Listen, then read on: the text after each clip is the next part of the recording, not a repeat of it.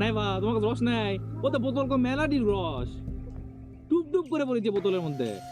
দাও বারে। এই যে এগুলোর ভিতরে করে আসলে রস নামায় রাখা হয়। জমিদার বাড়ির ভিতরে যাওয়া যাবে? হ্যাঁ যান যান। আমরা ঢুকে আবার গায়েব হয়ে যাবো না তো? না না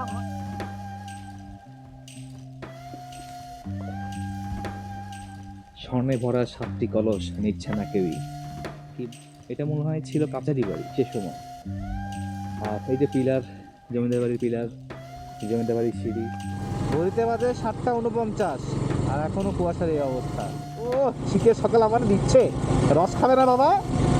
যাও যাও রস খেয়ে আসো।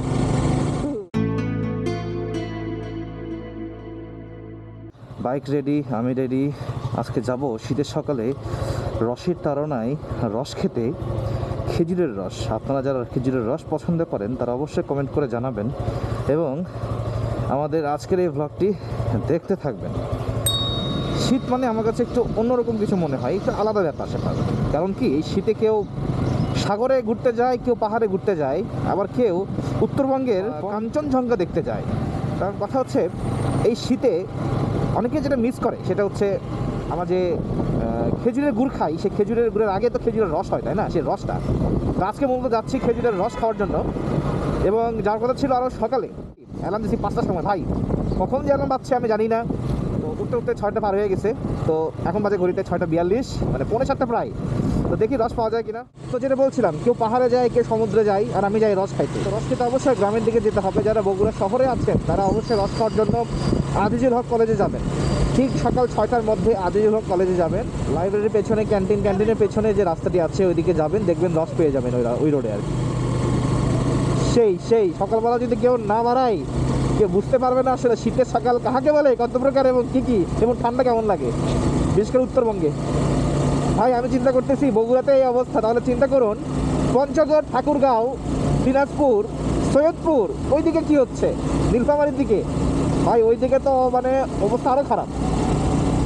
এই সময় বেশিরভাগ মানুষ সমুদ্র দেখতে কক্সবাজার বা সেন্ট মার্টিন যায়। তো বাংলাদেশের সেন্ট মার্টিন বা কক্সবাজারে এখন যে অবস্থা, ভাই লক্ষ লক্ষ মানুষ এই সময় আসলে এটা সিজন যাওয়ার জন্য। তবে আমি সাজেস্ট করব যারা ট্যুর করে বেড়ান, একটু নিরিবিলি থাকতে পছন্দ করেন, তারা সিজন টাইমে ঘুরতে যাবেন না। ভাই যে ভিড়, আপনি ফিল না হলে দূরের কথা, আপনার মনে হবে আমি কই আসছি, এক গিঞ্জি এলাকা থেকে আর এক গিঞ্জি এলাকায় ঢুকে পড়ছে তাই মনে হবে। সেম অবস্থা যারা পাহাড় দেখতে যান তাদের ক্ষেত্রেও কিন্তু ছুটির দিন ব্যতীত যেতে হবে। কিছুটা হলেও আপনারা কিন্তু সিজনে আর কি, সিজন টাইমে ছুটির দিন ব্যতীত আপনি যদি যান কিছুটা হলেও ফাঁকা পেতে পারেন এই পর্যটন স্পটগুলো। কুয়াশা একবার দেখেন আপনারা।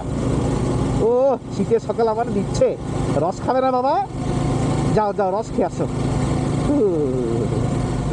একটা খেজুরের গাছ কুয়াশার মাঝখানে দিয়ে উঁকি দিয়ে আছে। ও দারুণ দারুণ ম্যান। এই যে সাইনবোর্ড দেখতে পারতেছেন যে আমরা কোথায় আসছি, এই জন্য এতক্ষণ নাম বলি নাই। রস পাচ্ছিস? আচ্ছা তোমাদের বাসা কি রস পানিচ্ছি বলে, তাই না? আমি না বগুড়া বাসায় কথা কই তাহলে আমার রস দিবে? নাই বা তোমার কাছে রস নাই? ও তো বোতল কো মেলাডির রস টুপ টুপ করে পড়েছে বোতলের মধ্যে। দাও বারে। না তোমরা মজা করলাম। সিসি ক্যামেরা না, ক্যামেরা। এই যে এগুলোর ভিতরে করে আসলে রস নামায় রাখা হয়। আর বলেন না, বৃন্দাবনপাড়া থেকে এটুকু আসতে প্রায় 50 মিনিট লাগলো। শীতকাল মানে বরফ হয়ে গেছে আমি একদম। আরে না, আবহাওয়া খুবই ভালো। কি বলেন, এই আবহাওয়া পাওয়া যায় নাকি? সবাই তো পায় না।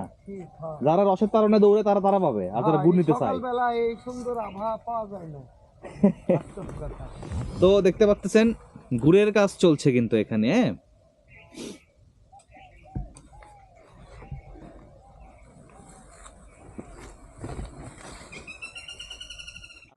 জমিদার বাড়ির ভিতরে যাওয়া যাবে? হ্যাঁ যান যান, বেড়ান আপনি। আমরা ঢুকে আবার গায়েব হয়ে যাবো না তো? না না ভাই না। জমিদার বাড়ি দেখাবো আপনাদেরকে দর্শক।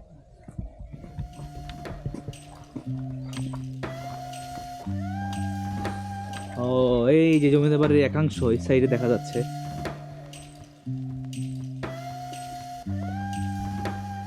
স্বর্ণে ভরা 7টি কলস নিচ্ছে না কেউই। কি মনে পড়ে আপনাদের এই কথাটা? এই হচ্ছে সেই জমিদার বাড়ি।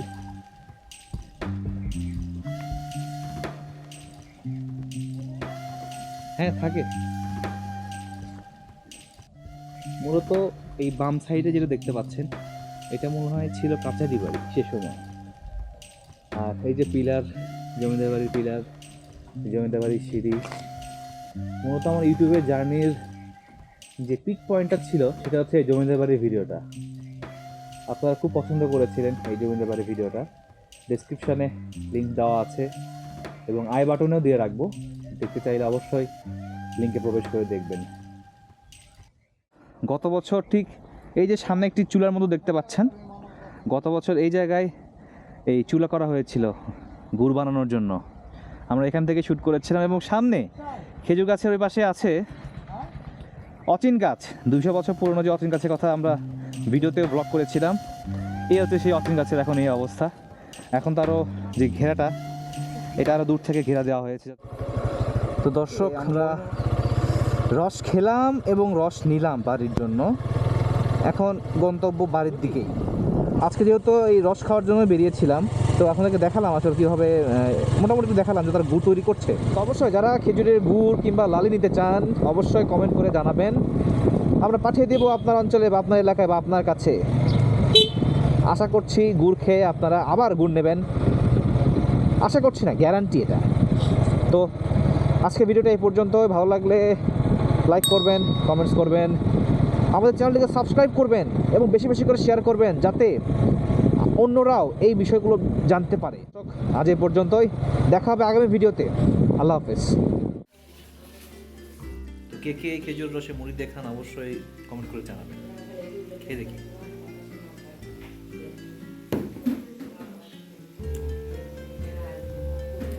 লাস্ট কয়েকবার রস খাইছিলাম, খুব ঝাঁঝালো ছিল, এই জন্য ভালো লাগে না। বাট এটা ঝাঁঝালো না, একদম ক্লিয়ার ফ্রেশ, প্রথম কাটা যেটা বলে থাকি আমরা, প্রথম কাটার রস।